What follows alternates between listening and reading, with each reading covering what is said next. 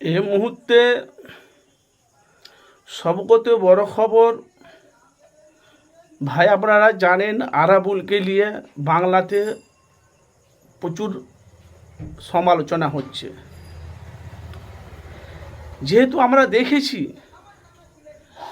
আরাবুল আইএসএফে যতটা ইজ্জত পেয়েছিল, যতটা সম্মান পেয়েছিল, সে আরাবুল এখন মানুষের সাথে বিশ্বাসঘাত করেছে। বাংলার কিছু মানুষ আইএসএফের কর্মীরা তারা বলছে ওনার গাড়ির ওপর আক্রমণ হয়েছে, ওনার গাড়িকে কাঁচ ভাঙা হয়েছে।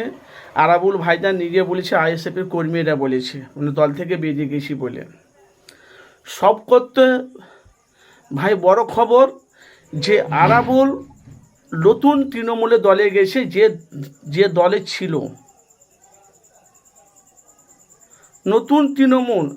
আমরা শুনেছি নতুন পুরাতন একটা তৃণমূল আছে, সেটা মমতা ব্যানার্জি, আর একটা দল বেরিয়েছে আপনারা দেখেছেন, সেটা নতুন তৃণমূল। সেটাই নিয়ে এখন বাংলায় চর্চা চলছে।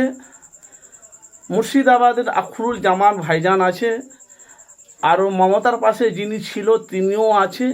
এখন বাংলায় 2000 এই যে সামনে যে লড়াইটা আসে, পঞ্চায়েত লড়াইটা কিন্তু মারাত্মক লড়াই আসে। এর মধ্যে কি আইএসএফের দলটা ধাক্কা না আইএসএফের দলটা চমক, কোনটা দুটোর মধ্যে একটা আপনারা বলবেন?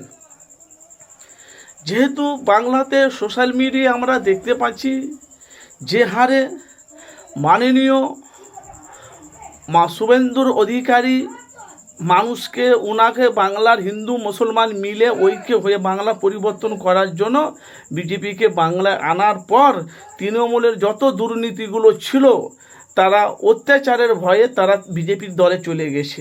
আমরা দেখেছি, আপনারা সবাই জানেন।